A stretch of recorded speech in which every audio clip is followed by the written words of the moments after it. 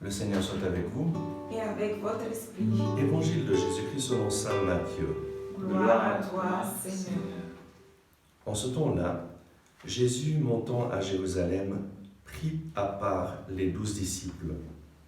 Et en chemin, il leur dit, « Voici que nous montons à Jérusalem. Le Fils de l'homme sera livré aux grands prêtres et aux scribes. Ils le condamneront à mort. Ils le livreront aux nations païennes pour qu'elles se moquent de lui, le flagellent et le crucifient.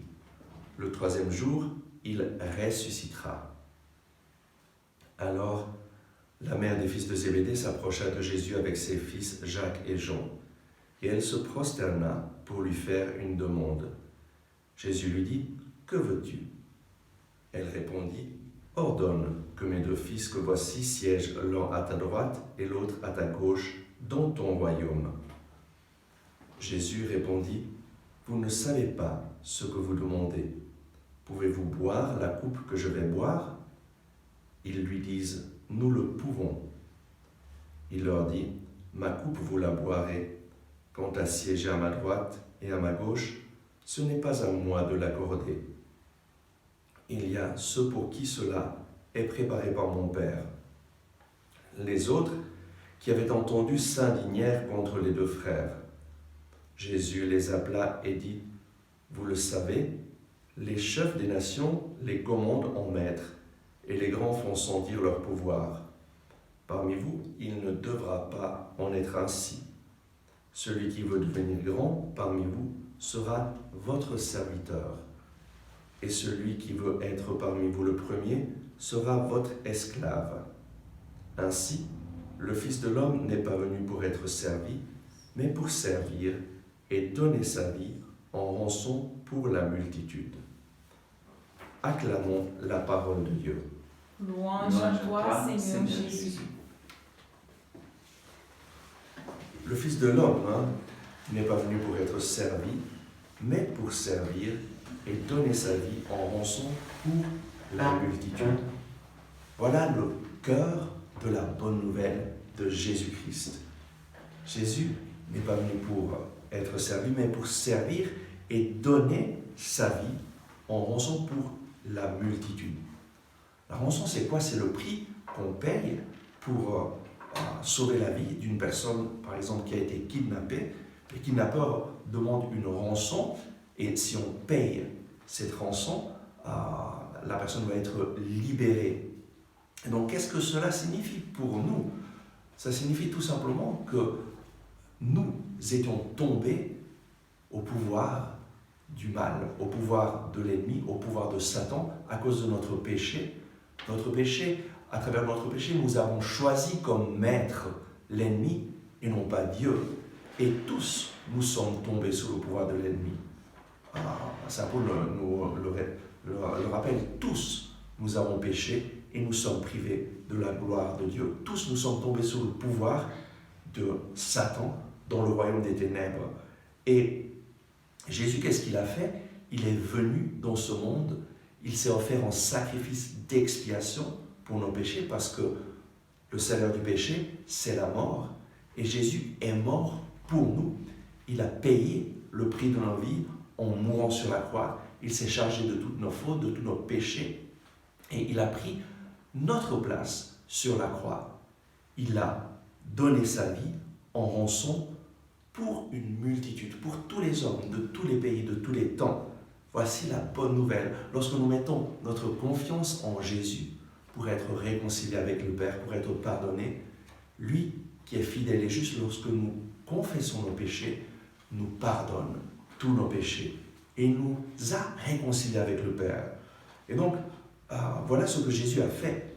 Il est venu pour donner sa vie en rançon pour la multitude. Et il l'a fait une fois pour toutes. Et ce qui est intéressant, c'est que Jésus l'a dit avant que cela se passe. Donc Jésus était un prophète. Dans les temps que nous vivons, il y a toujours plus de personnes qui voudraient savoir le futur et voudraient avoir des prophètes, des gens qui annoncent le futur. Et un des prophètes, ou soi-disant prophètes, les plus reconnus, c'est Nostradamus, un homme qui a écrit un livre prophétie avec des sentences, des paroles qui sont très difficiles à comprendre. Il semble que c'est un ensemble de paroles mises ensemble, mais qui n'ont pas beaucoup de sens. Mais les gens disent c'est un prophète. Et alors, partant de ça, on dit qu'il a prophétisé la Seconde Guerre mondiale, la Première Guerre mondiale, qu'il aurait prophétisé même la chute des tours de Manhattan. En fait, à Nostradamus, on peut lui faire dire ce qu'on veut. Pourquoi? Parce que ces paroles sont tellement énigmatiques que, en fait, elles ne veulent rien dire. Et les seuls faits que lui a prophétisés en donnant une date ne se sont pas réalisés. Par contre, ce que nous voyons, c'est que Jésus a annoncé sa mort avant même qu'il meure. Et nous le voyons dans l'évangile d'aujourd'hui. Jésus, montant à Jérusalem, prit à part les 12 disciples. Et en chemin, il leur dit, « Voici que nous montons à Jérusalem. Le Fils de l'homme sera livré aux grands prêtres et aux scribes. Ils le condamneront à mort. Ils le livreront aux nations païennes.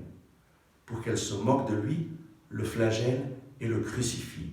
Et le 3e jour, il ressuscitera. » Donc Jésus, avant même d'arriver à Jérusalem, où allait se passer la trahison, sa passion, sa mort et sa résurrection, Jésus l'annonce à ses disciples. Et en fait, des gens disent « Ah oui, mais les évangiles ont été écrits après la mort de Jésus, et donc on a pu écrire ces choses-là. » Mais en fait, Jésus, quand il annonce cela, il est en train de s'appliquer une prophétie qui avait été faite 700 ans avant sa venue sur la terre par le prophète Isaïe. Au chapitre 53, le prophète Isaïe reçoit une révélation de qui sera le Messie. Et le peuple d'Israël attendait un Messie politique, libérateur, qui allait les libérer des puissances ennemies, des puissances étrangères. Et le prophète Isaïe reçoit une vision complètement différente. Il dit, mais qui aurait cru à cela, à notre révélation? Il n'avait même plus l'aspect d'un être humain. Or, ce sont nos souffrances qu'il portait, nos fautes dont il était chargé. Le châtiment qui nous rend la paix s'est abattu sur lui. Il a été transpercé à cause de nos fautes, écrasé à cause de nos péchés. Le châtiment qui nous rend la paix s'est abattu sur lui. Isaïe reçoit cette image du Messie qui se laisse transpercer à cause de nos fautes, qui se laisse châtier à notre place. Et c'est exactement ce que Jésus a fait.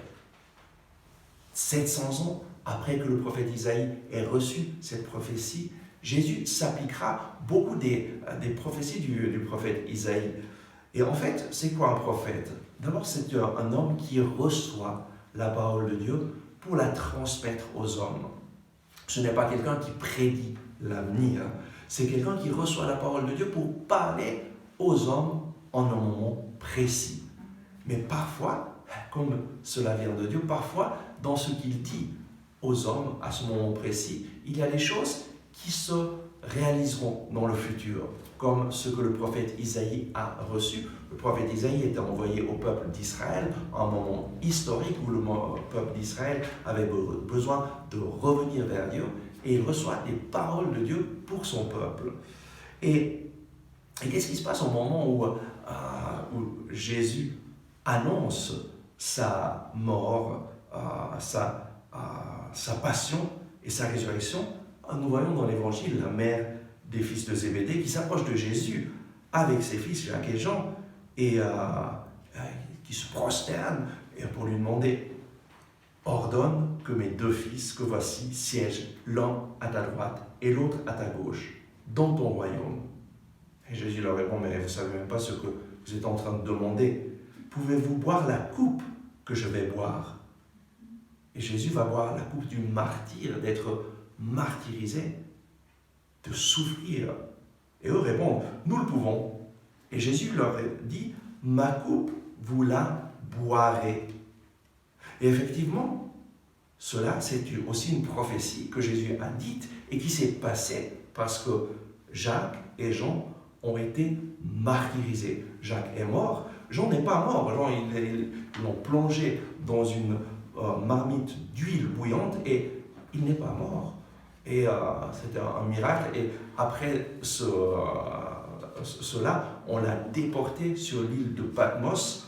Et l'évangile de Saint Matthieu a été écrit avant ces faits que Jean a été martyrisé, en fait, plongé dans l'eau bouillante et qu'il a été déporté à Patmos. Et donc là, nous voyons que vraiment les prophéties de Jésus se sont réalisées.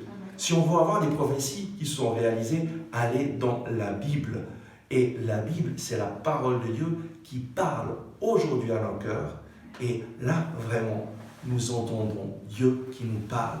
Et Dieu qui te parle et qui te dit, je t'aime, tu comptes beaucoup à mes yeux, tu as du prix.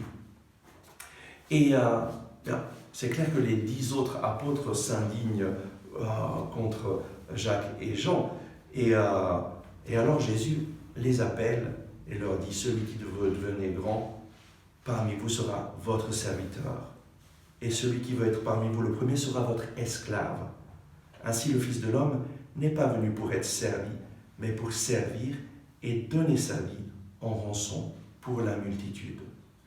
Jésus donc conclut ce passage de l'Évangile en annonçant sa mort et sa résurrection, en annonçant cette bonne nouvelle qu'il va s'offrir, donner sa vie en rançon pour une multitude. Jésus est le Messie d'Israël qui accomplit toutes les prophéties. Jésus est le serviteur fidèle. Jésus est un prophète qui annonce la parole de Dieu. Jésus est le Sauveur. Il a donné sa vie en rançon pour notre vie.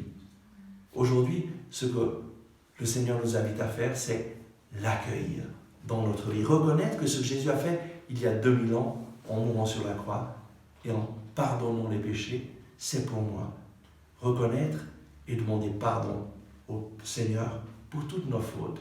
Accueillir Jésus comme notre Sauveur. Prions. Oui Seigneur, Jésus, merci parce que toi, tu es venu dans ce monde pour sauver les pécheurs.